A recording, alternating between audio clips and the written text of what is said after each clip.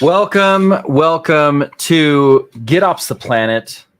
Today we have a wonderful treat for you. This is episode 14. We have a special guest, Itay Shakury, coming to us from Aqua Security. I've got my Argo mug here. I've got some water to go in it. So I think we're ready to do it. I don't know if there's any big news. I think we just cut the Argo release 2.8. RC1. So if you haven't tried that out, go ahead and check it out. We'd love to see what you think about it. There are a lot of new features that we talked about last week in our episode with Michael Crenshaw, another Argo maintainer.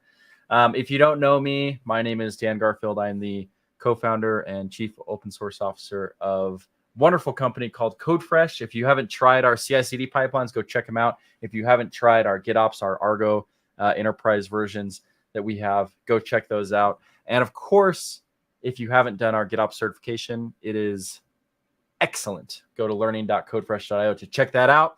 Without further ado, let me introduce our guest. His name is Itay Shakury. We go way back. He is now the VP of open source at Aqua Security and runs a wonderful team of people who I adore everyone from his company. So with that, and no further ado, here is Itay. Welcome. Hi, thanks for having me. Itay, did I miss anything in your introduction? Is there anything else I should have called out? No, I don't think so. Itay Shakury, I lead the open source group at Aqua. We can start there. Perfect. So, and I got your title right. It's VP of open source, right? Yeah. So that's almost back to back. So I think Michael Crenshaw was on 2 weeks ago, and then we had Liz Rice on last week, who's the only other chief open source officer that I've met. And you've got the VP open source title. I met somebody the other day who worked at a large bank, and he asked me what my title was. And when I told him, he just started laughing, and he said, "That's the best title I've ever heard." He had never heard of it before. So now on this stream, we've had 3 open source executives in the last couple of weeks. So what made you want to take on that title, take on that role? And what does it mean within Aqua? Maybe it's different than CodeFresh. Maybe it's different than Isovalent, where Liz is. It's a good question. I think that, VP of open source is the title that the company gave me. So I think it's like a question about what is open source for the company, what is open source for Aqua, what is open source for CodeFresh, etc. So first of all, I think like there's maybe a fundamental level to it that there is an open source initiative for the company. We can maybe talk about it a little bit later. But first of all, facilitating this program, just making sure that open source initiatives run. A lot of people think about open source as all right, so instead of pushing the code to private Bitbucket, I now push it to GitHub, right? This is open source. But there's a lot of work, a lot of administrative work around just making open source successful. So this is one layer to it. I think very likely there is also kind of a developer advocacy layer to it. This is usually the function in the company that speaks to developers. We're software companies, so maybe it's kind of obvious that we sell to, developer tooling companies, so it's kind of obvious that we sell to developers. But even I think companies that are not developer tooling companies, and they may have some program for open source projects, and they need this person or team to be the external facing, developer facing kind of function. And I think that for Aqua, there's also a third layer, which is not maybe trivial, that I also run the open source engineering group, which is separate from the Aqua R&D organization. So in my team, we also build the open source products that we then ship and then the company uses. So that sounds like a perfect fit for you, because your background is as a product manager, and so coming in with sort of a product management mentality to your engineering team, and then how that bleeds into your advocacy team, it's something that, like, in a lot of companies, we've seen open source become more and more important. Obviously, there are a lot of companies that are open core and have been for a long time. But we've seen advocacy, dev advocacy, people haven't been sure where to put it. So they'll put it in marketing, sometimes they'll put it in sales, they'll put it in engineering. And it's tricky because it doesn't seem like any of those organizations are a perfect fit. When you're a CodeFresh alum, and as is Anais, who's on your team. And we previously had dev advocacy as part of marketing specifically, but we broke it out and put it in this separate organization for open source. And I think that made it easier for us to align incentives for people so that with marketing, it's a little tricky because you're trying to say, hey, we're trying to build relationships, we're trying to build community. And sometimes marketing doesn't quite get that because they're thinking, okay, I need leads today and I need to convert those tomorrow. And you having a relationship with someone, that's great, but I need the results right now. I don't need them in 6 months. Of course, they do need them in 6 months and they forget about it. So have you had a hard time getting the right metrics in place for your team? Or has that been smoother since you guys have carved out this kind of separate open source organization? So first of all, there is a separate developer advocacy kind of functions in the marketing organization in Aqua, and it's separate than open source. And second, I just have to stress that while the open source organization does carry some of the thought leadership, I mean, probably most of the thought leadership burden for Aqua, we are 99% engineering teams. So it's like you talked about metrics and you talked about goals and how we define it. It's the number one goal that we have is to build a great open source product and to have as many happy users as we can. And we do have a dedicated developer advocate. You mentioned her, Anais, which is great, which is part of our team. And I think that was a really good decision to have that function as part of the core team that builds the product as well, and not as a satellite in the organization. But yeah, most of the team, what wakes me up in the morning is to build a great product and to make happy users.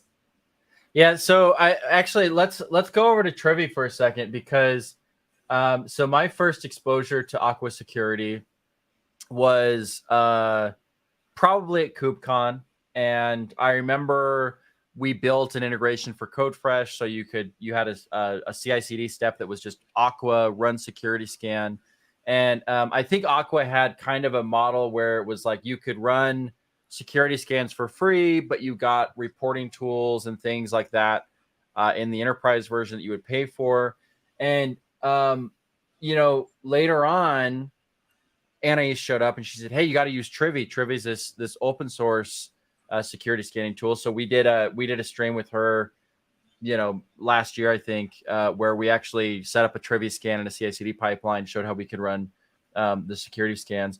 So what led to the creation of Trivi? Because it's already kind of core to what Aqua's doing, and I thought you already kind of had this community version, but maybe it wasn't open source. And what are the differences between them? And if I love Trivi, should I still use Aqua Enterprise? And how does that all work now?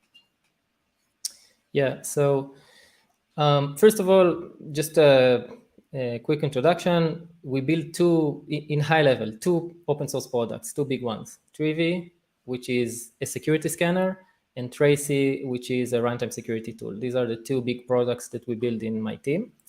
And the relationship between these products and the commercial offering that Aqua sells is that these are the engines to those products. So the product is much more comprehensive and much wider. I don't think I can fit it into like it's a scanning thing or it's a runtime thing. It's much bigger than that.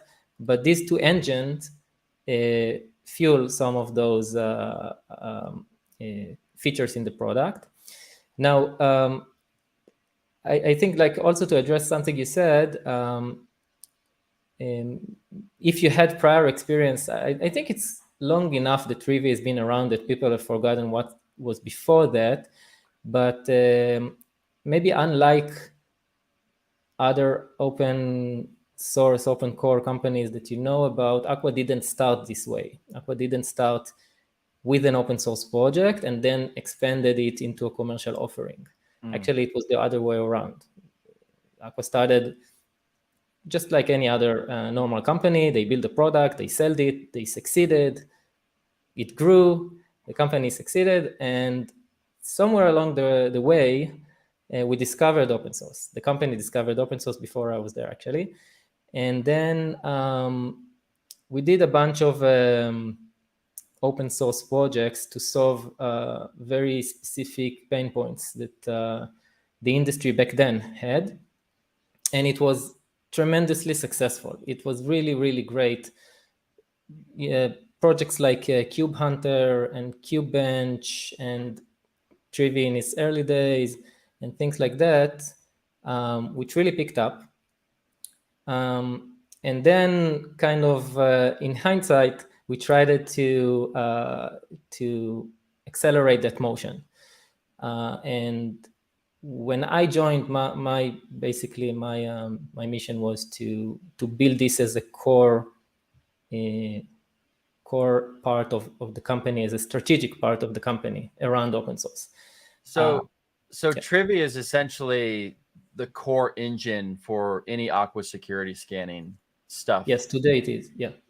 Okay. So any scanning, like most people know about Trivy from its early days as a vulnerability scanner for container images. This is how it started.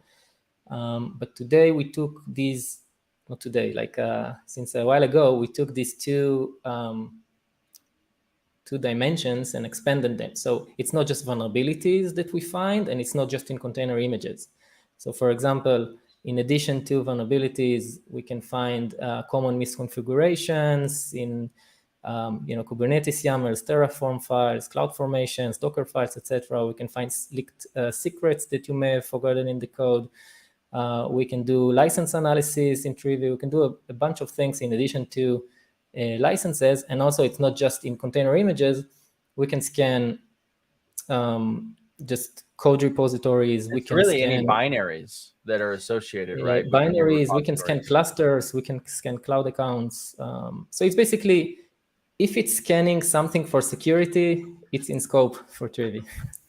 Now, do you have is Aqua the only company building a product off of Trivy, or have any other companies popped up and said, actually, we're going to build some products off of Trivy, or maybe they're just baking it into their stuff? Yeah, so Trivy is first of all, we didn't mention, but Trivy is the most popular project that we have, that we started and we maintain. We're really proud of it, so I want to say it as well. We're creeping in on 18,000 GitHub stars now, and it's being used by pretty much everyone. But when I say used, you'd imagine users that are using Trivy to scan their stuff. In addition, there are companies that use Trivy kind of as to embed it within their offering to their customers.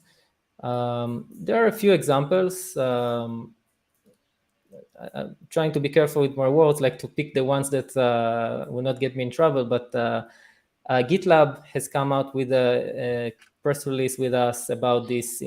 Basically, the Trivy powers their security offerings. Microsoft has it in their documentation that Trivy powers some of the other security offerings. There are many, many more. Yeah. Well, okay. So this is actually a topic that I want to come to and ask you some questions on, because one of the really interesting things about working on open source projects that have a commercial application is that you oftentimes need to work with other companies. So for example, with Argo, this is a project that we started working on really right about the time that Argo joined into it. And then Argo CD was launched right after that. And we talked a lot with the team at Intuit. BlackRock had donated Argo events. And so there was this kind of coalition beginning to form. And of all those companies, none of them were interested in commercializing it. They only wanted to use it for themselves. And so for CodeFresh, we said, hey, we actually are not only going to use this for ourselves, but we're actually going to launch a commercial offering. We talked to all the stakeholders and made sure everybody was good with it. we launched our offering, and then we helped get the Argo project into the CNCF and get it incubating and moving up the ladder. But as we've been successful with that over the last few years, we've had a number of companies start up who have also wanted to commercialize Argo, and some of them directly competing with us.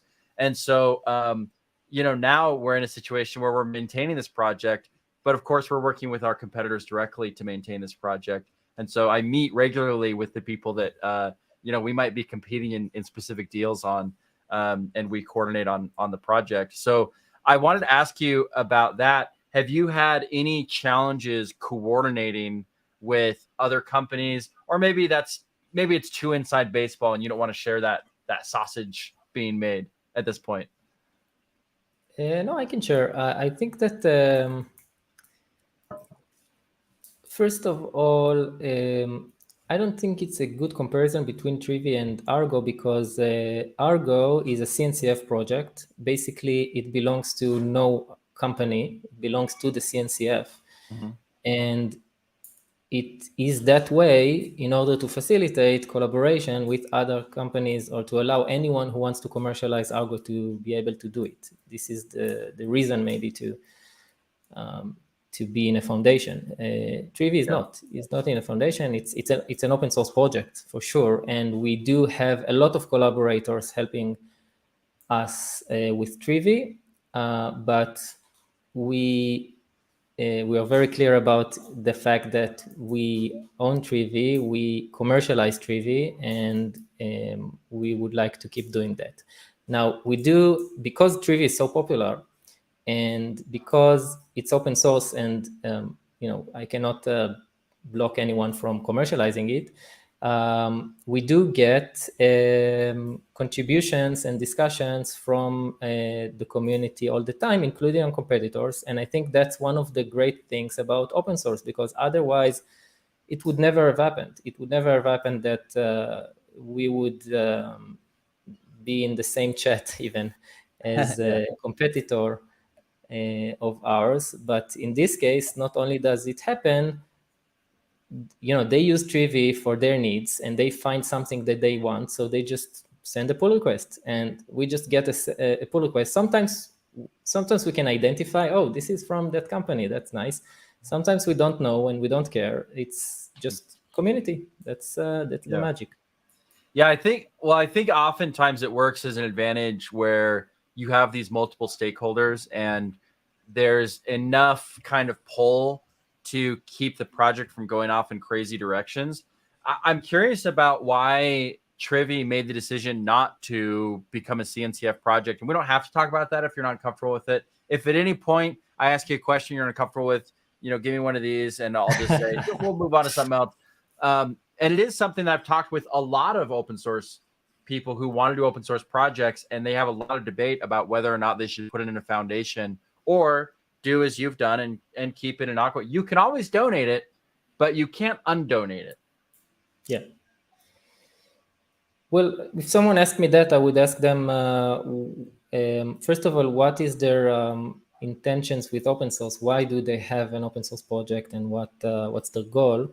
And second, what do they expect to get from the foundation? We actually do have some things that we consider donate still even now to donate to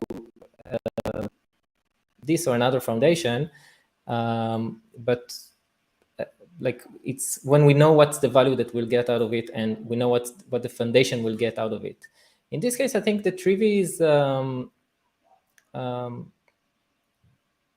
I can say past that point. I think that it's a very successful project. It's working. Like, I don't think that if it's working, don't fix it, And there are many successful open source projects that are community driven, and you wouldn't even think about it, that are like all the HashiCorp projects, which are very loved and they just owned by HashiCorp, or Elasticsearch, or like even Go, the programming language, which is like the foundation of cloud native, is a Google project.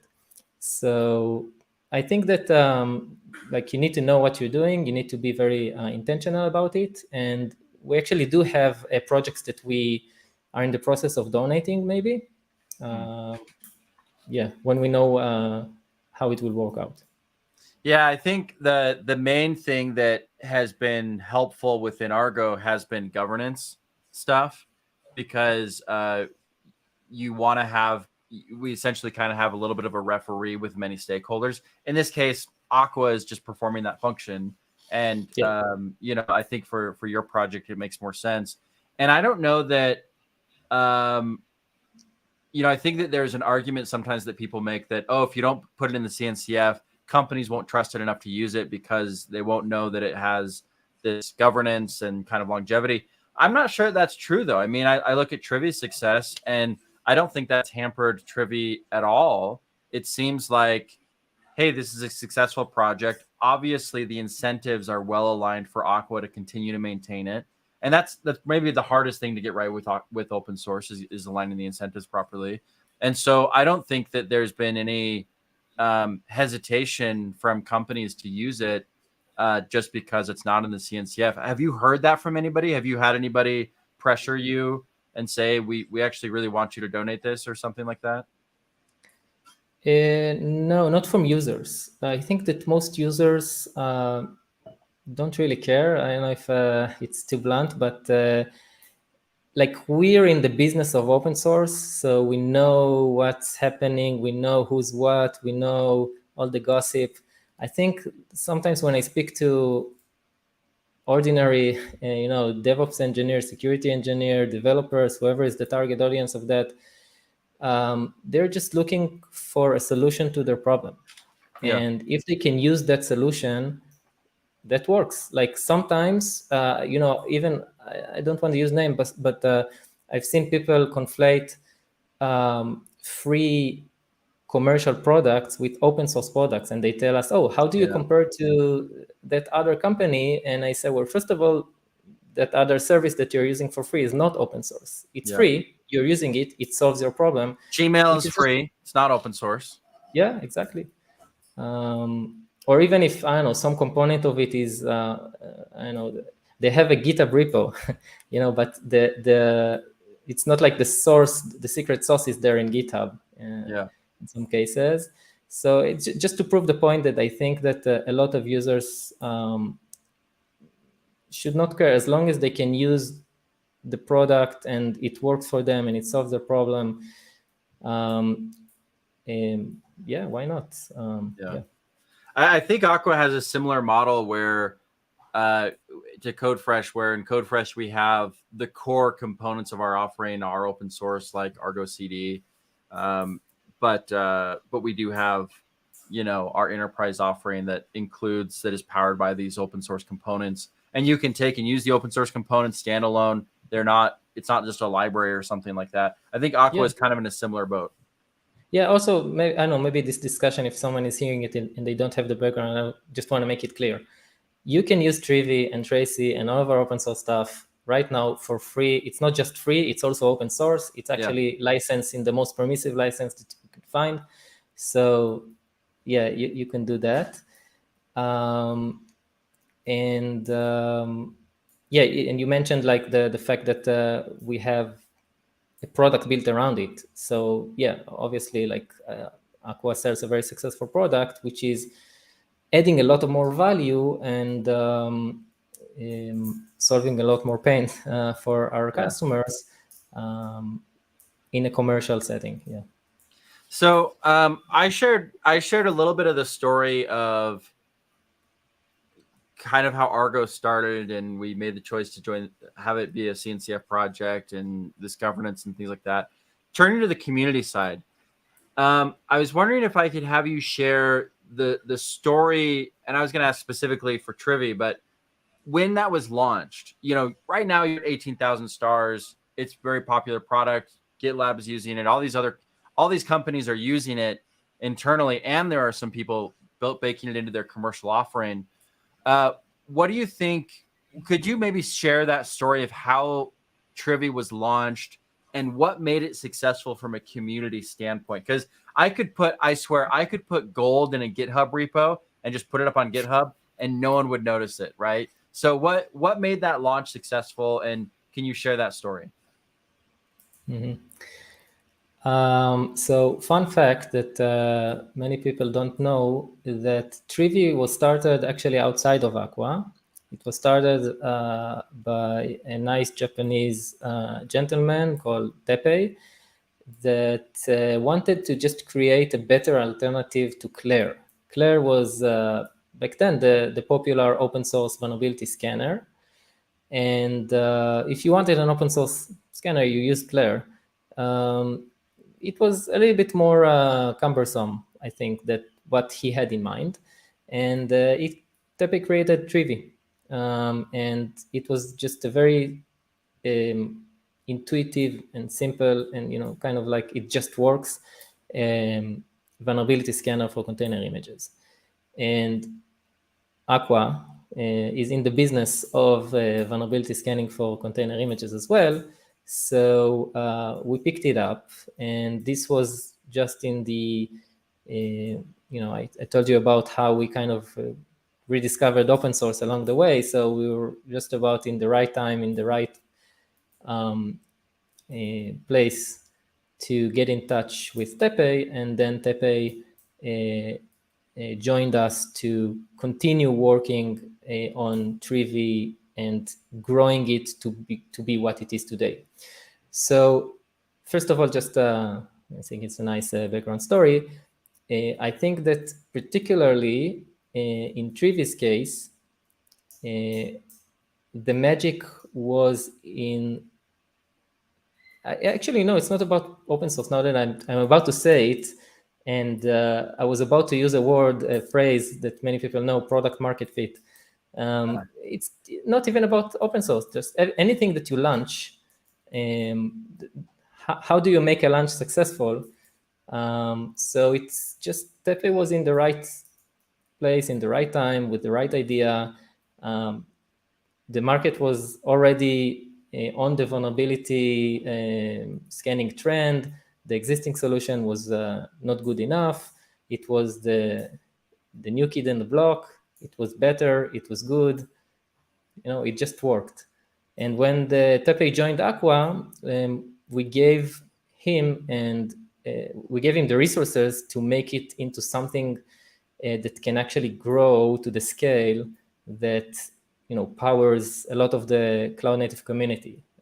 Because it's not just about it started there, but Trivi today is very different than what it was back then. It's a lot more mature and robust. So, yeah. Well, it sounds like Tepe started it, and it kind of gained traction, and he was kind of at this point where he was maintaining it on the side of his job, Yeah. wanted to invest more in it, and luckily Aqua was in a position to say, hey, actually, you know what, we think you've got a really great foundation here. Why don't you come in and join us, and you can work on this full time. We'll build a team around this, and we're going to build this into the core of our offering. I think that's kind of any open source maintainer hobbyist dream, because there are so many projects that people put out there that are actually great projects. They get used quite a bit. There's that famous, I should put it up, the famous XKCD open source image. I'll throw it up here, where you have this like little component that is actually used by everybody, but it's maintained by one random person in Nebraska thanklessly since 2003. And it's like, that's really cool, but this person's not really getting any help. And people in open source oftentimes have a very real sense of entitlement, where they will act like you owe them something. They're like, hey, there's a bug here. You got to fix it. And you're like, oh, yeah, you know what? We should fix that bug. Do you want to contribute to PR? And they're like, no. You must fix the bug, or else I will not use your open source project. And as a maintainer, you think, oh, no. What would happen if you stopped using this software for free? Oh, the pandemonium. We provide this thing for free. We invite you to help maintain it. And then you come up with kind of this sense of entitlement. I don't know if that's something you've experienced in the Trivia community, but I'll tell you that I've seen that in the Helm community as well, where people are like, "Hey, we really expect you to fix this thing," and Helm especially is like kind of a group of volunteers across companies. It's not like anybody has commercialized Helm in some significant way that it makes sense for them to kind of own it from a commercial standpoint. So that one's especially amazing to me. And I don't know if you've seen that in the Trivia community. Yeah, it happens from time to time, but I think it's rare. I think in my experience, it's rare. Yeah. And we also try to be very, like, we don't have to. I mean, for open source users, it's the contract between us is very loose. Like, we put the code there. If you want, use it. If you don't, that's good. And we try, even though that, like, we want to. I tell you before, I want to make the best open source project in the world, and I want happy users. So we do try our best to accommodate them. And if they find something, and even if they ask nicely or not nicely, it doesn't matter. If it's something that there's no argument that it needs to be fixed, we'll do it anyway. I think the argument comes when there's no agreement on whether this is in scope or whether this should be done the way that you think it should be done. And it happens, but it's very rare. And also, I have to say that I really appreciate the Trivia community, because we do go that route many times. Like, sounds like a cool feature. If you want to contribute it, you're welcome. And then they contribute it. And this is the cool part, That's like, fantastic. it happens, when like, that happens, beautiful. A lot, yeah. Yeah, that's something that we really appreciate, and makes a big impact. I coming into kind of the community management side a little bit. I think somebody called out, "Hey, you're actually a CNCF ambassador." So it is funny that I'm here representing a CNCF project, but you're not. Yeah. Never mind that. But from a community standpoint, how does that work between you and Anais and the community evangelism to build up Trivia and your other projects? Tracy, I'm thinking of specifically, but is that like, do you guys have goals around like getting talks, or is it more organic than that? How do you kind of structure it? First of all, thank you, Kumar, for that comment. And maybe just a word about that. So yes, I'm a CNCF ambassador. It's a program by the CNCF to recognize people who are kind of standing out within their local communities and leading maybe local communities or involved in projects, etc. In my case, I'm a CNCF ambassador because I started and I'm running the local CNCF Tel Aviv chapter, which is basically quite popular. Yeah, it's been doing great. I think we just held a meetup with you guys at the CodeFresh office. I was about to mention that. It was well attended. Sorry, I didn't mean to step on you. Go ahead. No, go ahead. Like it's been great. So yeah, we run the local CNCF meetup. We actually did our first full day conference, like a big fancy conference with sponsors and exhibitions and tracks and everything, like last year, which was sorry, not last year, a few months ago, which was very successful. So that's also part of the kind of a cloud native advocacy. Also, I've been involved with organizing. It was specific. Was it Kube Day? It was KCD, Kubernetes Community Days. Israel. Oh yeah, okay. Yeah, it's another CNCF kind of program, and speaking at events, etc. So yeah, I consider myself, and also Trivia, by the way, part of the cloud native landscape, even though technically we're not, the trademark is not owned by CNCF. Yes, it's true. But we are very cooperative and we're very open, and we are actually used by a lot of the same people who like are putting Tracy and Trivi in their cloud native stack. And I consider myself, part of that community as well, and Of the course, CNCF considers that as well. So this is what the CNCF ambassador means. You asked about KubeCon specifically, or conferences. So this is one of the ways that we have to get in touch with the community, the larger community, not the local community where I happen to live. And it's something that we like. It's our kind of holiday within the team. It's ours. KubeCon is a big deal for us. We want to be there. We want to speak. We want to talk to people. We want to meet the Trivi users. They come looking for us at KubeCon. We set up a lot of meetings with people and other collaborators, or other, as we talked about earlier, like competitors. Let's talk about some initiatives.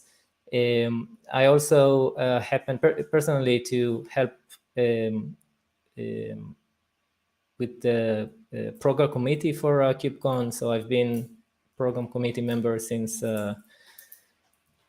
some years ago. I've been track chair. So I like also that part of being involved with CNCF and KubeCon specifically, which is how's that 1900 talk review going right now? It's I'm one down. For those that don't know, KubeCon US Chicago CFPs just closed, and there were over 1,900 submissions. So that breaks the record. I think the previous record was like 1,600. So definitely a lot of work, and we greatly appreciate it. I wanted to ask specifically about metrics for your team, because I think for building these open source communities, this is something that people really struggle with. And I have my philosophy about this, but I wanted to invite you to share yours first, and then maybe I can add on to, with what we do. We don't run by metrics. I mean, we don't let the metrics run us. I should say it like this. I think this is something that's unique to open source, by the way, that we can sense the community. We can sense the users. We don't need to have like traditional engineering teams that they have a product manager that needs to mediate their users to them or something like that.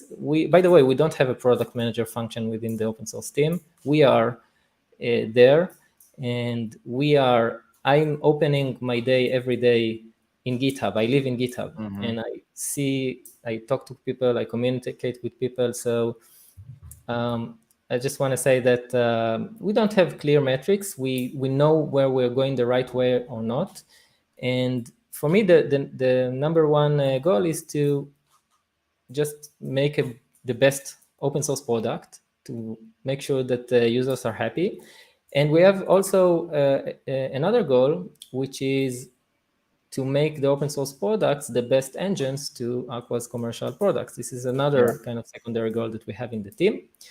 These are the top level priorities that we have. In addition, the open source team in Aqua specifically is also, as I said earlier, a big driver in the thought leadership perception, the market perception of Aqua. So we do that by speaking at conferences, running conferences, creating content, doing this podcast stream thing with great people like you.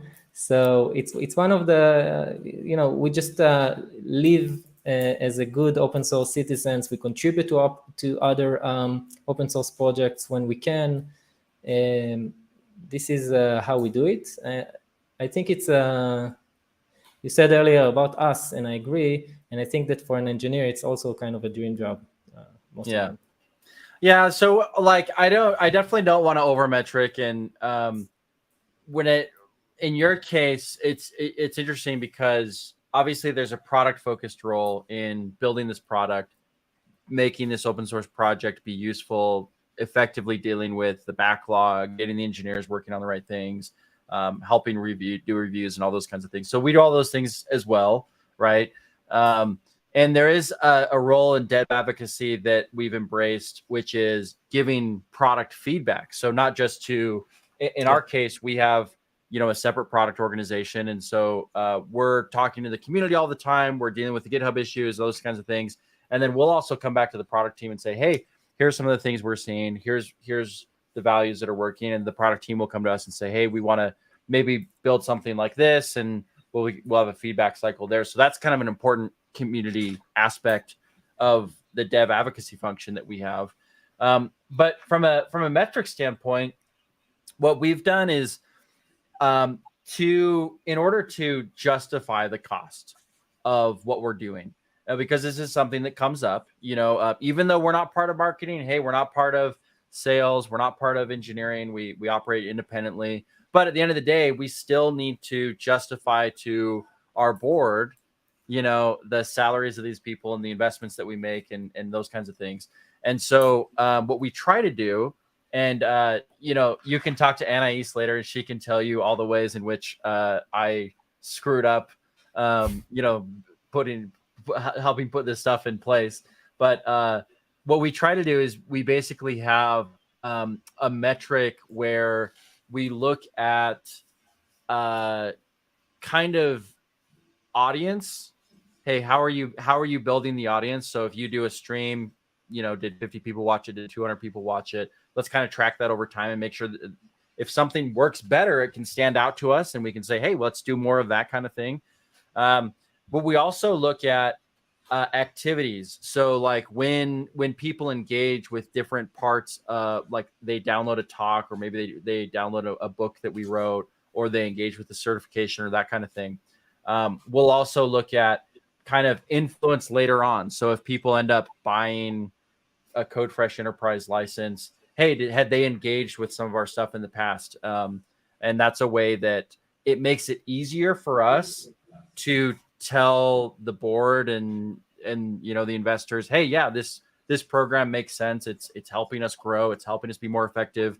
The soft stuff like product feedback cycles, they're like, okay, but that means I'm just going to count you as part of product. So I'm just going to put in my head, however many people you have, if that's the only thing you're doing, I'm just going to think you're part of the product organization. And then I'm going to come back and say to you, hey, your product organization is too large or whatever, so having that in our back pocket to help justify what we're doing and help explain the value of it back up to the business that we're beholden to. I've found that to be really helpful, but that also may be a scale thing, it may be a size thing. As a company also, important or becomes less important. I don't know. Yeah, but I think it's also like the metric, the example that you gave, it's because it's a lending to developer advocacy kind of open source function where our team, we're 11 people in the team, including me. There's one developer advocate, just to give people the proportions. So we're an engineering team, first of all. I don't know, open source engineering. By the way, the standard title in the company is different for an engineer in the R&D organization and in the open source organization, because open source engineers are like, we're looking for a different kind of skill set. You need to be a great engineer, but a little bit more. So I just want to say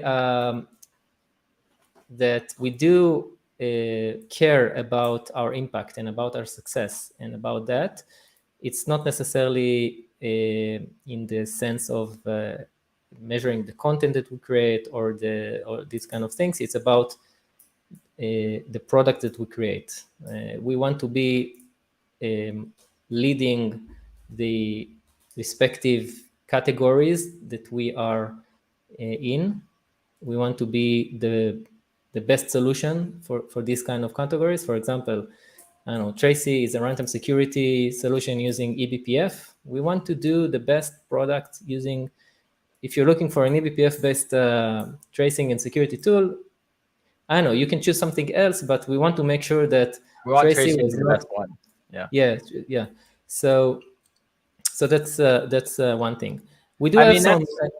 that's priority number one. Like, if you don't have a good tool core to your community, then you can do all kinds of measuring and tricks and have great speakers, but it won't really matter because at the end of the day, the tool's not there. So I mean, as a priority, I totally agree with that. Yeah. And we do have some high level objectives like speaking at events, like leading not only thought leadership externally, but also internally, kind of like I think that in open source, we have the privilege of moving very fast and being cutting edge. So we can experiment with things before they are mature enough to make it into a $1 million product in the Fortune 10 company, So we also try to kind of be innovative in that sense that we are leading internally, leading externally. We have this kind of goals, but it's mostly about the product. I won't lie, we do want to speak at every KubeCon. This is like an unmeasured metric that we have, and we do want to, be the top of the game. Yeah, well, so this actually it reminds me of another metric that we think of as I personally think of as pretty important. The way that I think about dev advocates is that your job isn't necessarily to be the person in front all the time. Your job is to make sure that there's good advocacy happening for the tool set, for the best practices, and to help people engage, right? And so one of the measurements that we implemented is I mentioned like kind of touch of an event. So like if you give a talk or you write a blog post, how many views are on the blog post within some time period, how many people attended a talk, that kind of thing. But we also do that for I don't know if we have a term for them, but I think we call them community advocates. And the idea is, hey, if I go and I speak at KubeCon, that's awesome, right? I've spoken at KubeCon now, I think 4 or 5 times, and it's a great experience, and it's always a lot of fun, and I get great feedback, and I love doing it. But if I could get 2 other people to speak at KubeCon, that's actually twice as good. It doesn't have to be me. It could be if it's 2 other people. So we'll go through and we'll talk to people in the community and say, hey, these CFPs are coming up. We'd love to see you represent your story, your project. Can we help you do that? Can we help you craft your talk or help you put together, the right, a more engaging title, or let's make sure your abstract is really in order. And I think that has a huge kind of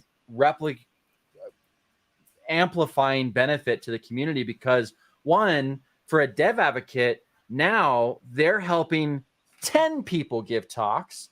So they're way amplified their reach.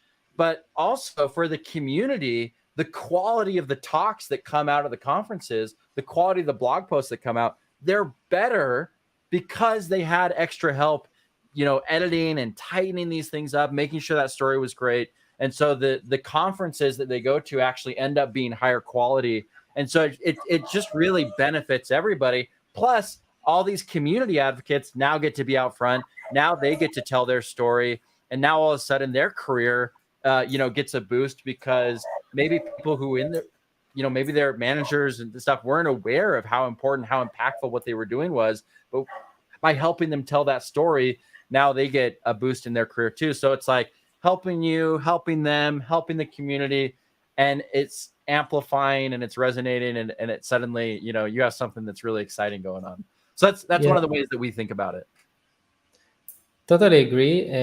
By the way, we started some time ago an informal program we call Aqua Stars that we recognize this kind of champions in the community, and we pick once in a while. We pick someone that stood out. It can be with code contributions. Like we have people that I don't know how they do it. It's like they spend a lot of time and energy to really be part of the team. Like some of them, we consider them like almost part of the team.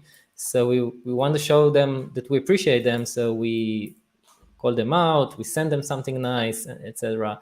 Also, to people who don't like, contribution doesn't have to be code contribution. Like if you are very if you're a friend of Trivia, as we call it, then we want to return the friendship. So if you're advocating for us, by the way, we spoke about KubeCon Chicago. I just already saw someone submitting a talk about Trivia, which is incredible. Like every time I see it, it's not the first time, it's not the last time, but every time I see it, I get excited. Like someone else chose to submit a talk about a project that we run. It's incredible. Yeah. So yeah, we'll get we'll it get is to those it is people. tricky, you know, in those situations. My favorite talks that I really want to advocate for when I'm doing talk reviews, like for ArgoCon or whatever, I'll have to be like, oh, I helped them do this talk. Yeah. I can't vote on it.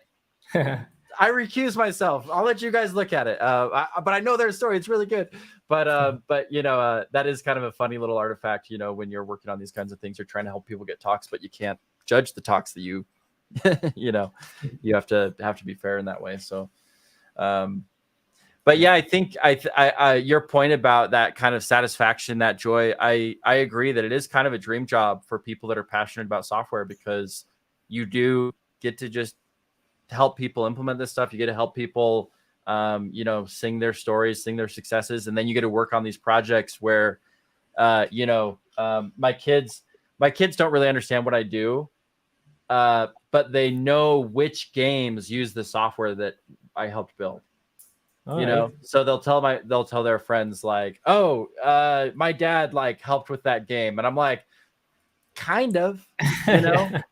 Like in the same way that a DoorDash driver helps, you know, the company get the food. I mean, it's more direct than that because they're using our software and stuff. But it is kind of like, you know, they don't necessarily understand what open source means. They don't necessarily understand. And this same thing goes for my family in general. Most of them don't really know what it is that I do, but they are aware that some of the software that they use is powered by stuff that I work on in some esoteric, bizarre way that is unfathomable.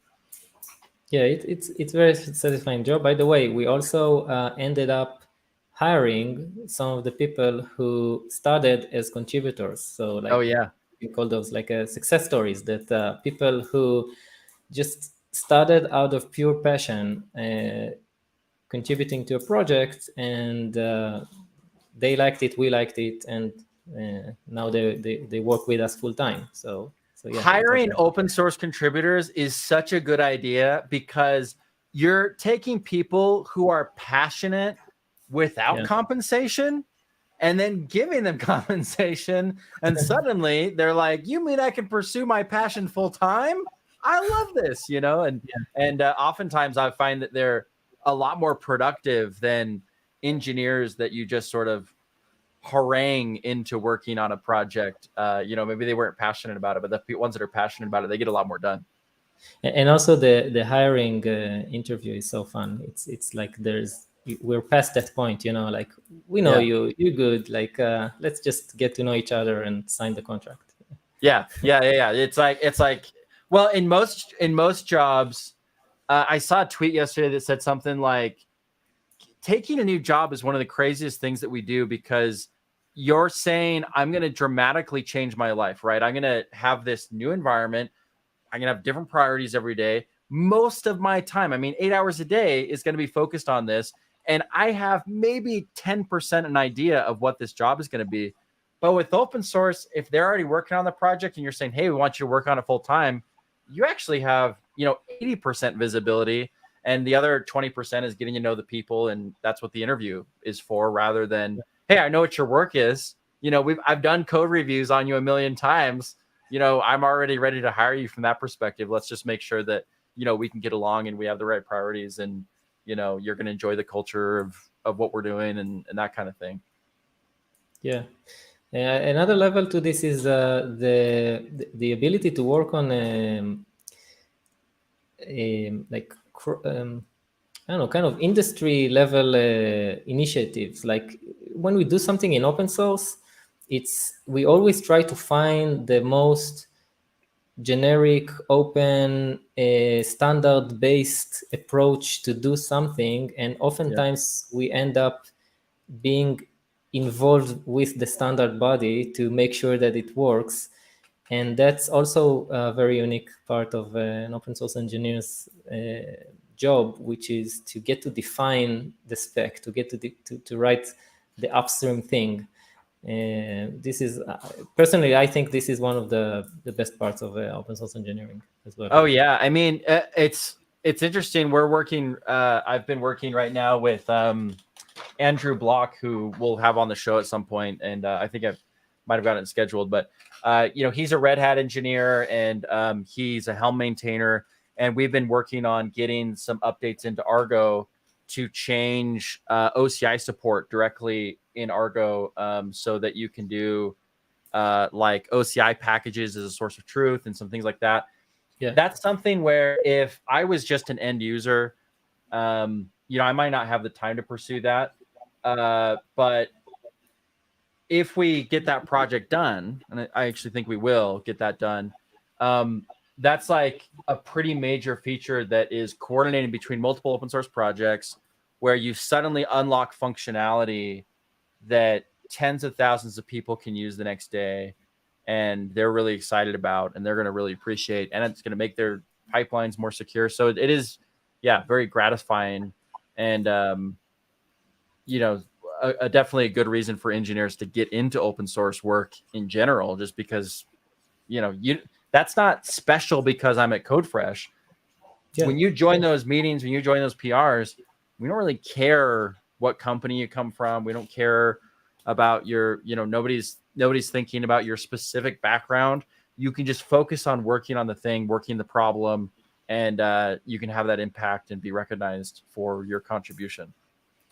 Yeah, by the way, a lot of people don't know this. Like I get this question all the time. How do I get involved with this group? Like I know it exists. I know about SIG something or tag something. I know that they're working on it. I see the recording. I know that it's there. How do I get involved? And my answer is always you just join and start being involved. Like they want your contribution. This is a lot of, I think a mental hurdle that a lot of people had, that they don't realize that if you have something to contribute, your contribution is needed. Like the group needs it. Follow the repos. Almost all of us have meetings, right? So like there's an Argo CD contributor experience meeting once a week. So if you just add that to your calendar and sit in on that meeting, you'll be aware of stuff even without even looking at GitHub. You'll know what the priorities are. You'll know where the pains are, the problems are. That makes a huge difference. The Slack channels, obviously, lots of people ready to help. I'm sure that Trivia has the same thing. I think you guys actually have your own. Is it an Aqua channel, Slack channel, or what do you guys have? So we have a Slack workspace for the open source community. It's called Aqua, but it's just for the open source community because it's so popular in open source too. We didn't have it, by the way, in the beginning. We just used GitHub, but a lot of people asked for it. So we wanted to give them the option to talk to us more casually. So we have slack.aquasec.com is our workspace. So every project you're mostly interested in, if you do a pretty basic internet search, you will find where they handle things, where they do the admin things, and then you will see there's probably a recurring meeting. There's probably a rolling document where they summarize all the meetings and you can catch up. There's probably a Slack or Discord or something like that where you can chime in. Maybe a mailing list, and everyone is welcome to join. It's not like a privilege to someone. And you don't have to be a senior engineer with lots of experience and august, architecture abilities.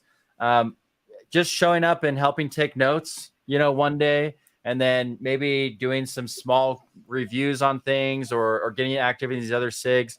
Within Argo, we created a SIG marketing, a special interest groups for marketing, that's in charge of putting on ArgoCon and the conferences and stuff. And so we have people who are not technical at all that are part of those SIGs that are helping move the project forward. And that goes, for other different SIGs that we have. And so it is something where, open source isn't just for engineers. Open source isn't just for product managers. Open source is for everybody. And there's a way you can contribute to these open source projects and be recognized for it. And it can help your career and you can have an impact. And it's pretty amazing.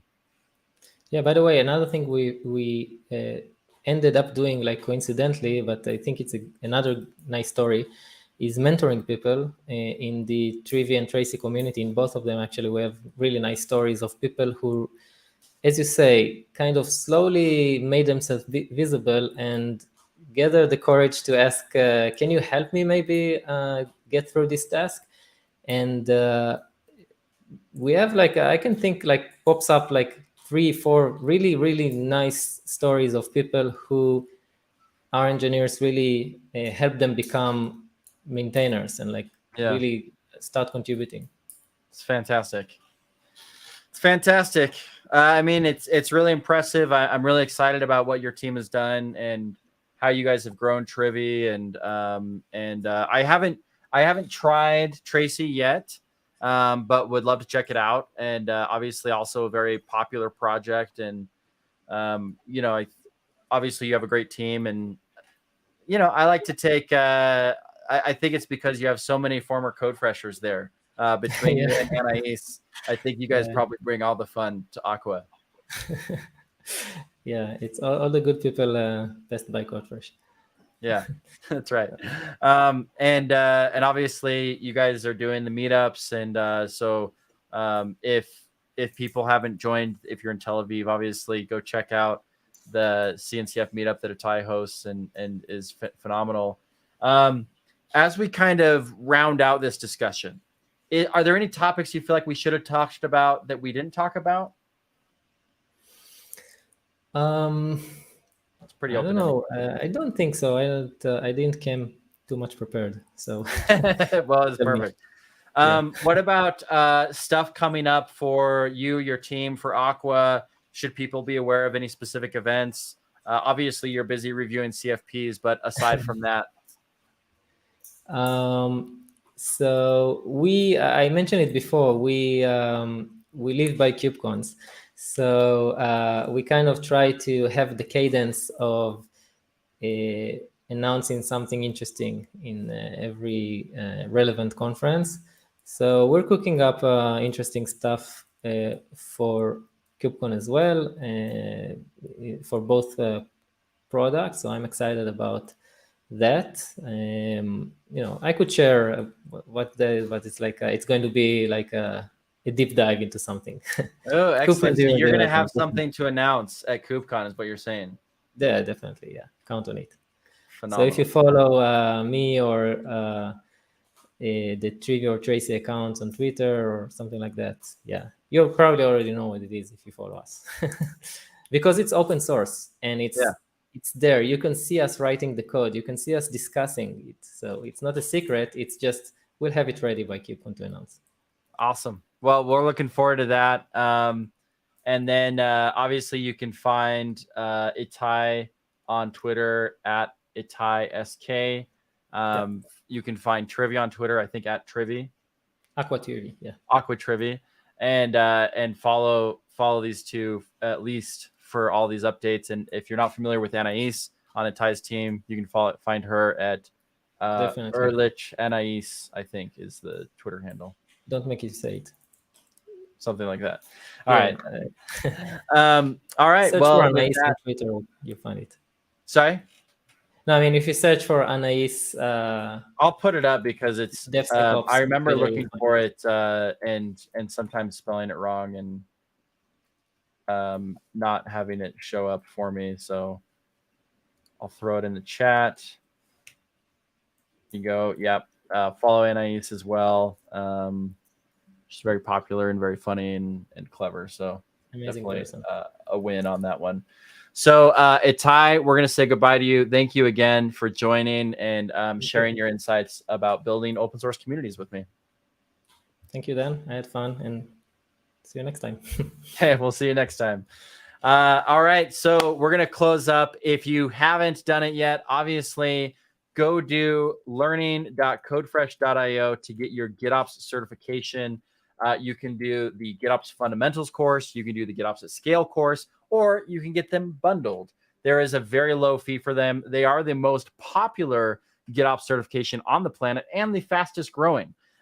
So make sure to do that. If your team hasn't done it, make sure to invite them to do it. We really appreciate it.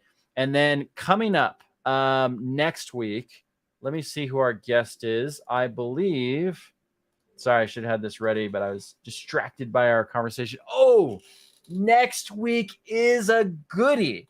We are going to have the creator of K8's GPT or Kubernetes GPT joining us. His name is Alex Jones, and he created, along with a larger open source community, of course, a great tool called K8's GPT, which is basically bringing large language models, chat GPT style interaction with Kubernetes. So we're going to talk about how that's impacting operations and talk about how to get AI into Kubernetes. I know it's a very hot topic and people are looking forward to that. So make sure you join next week's stream.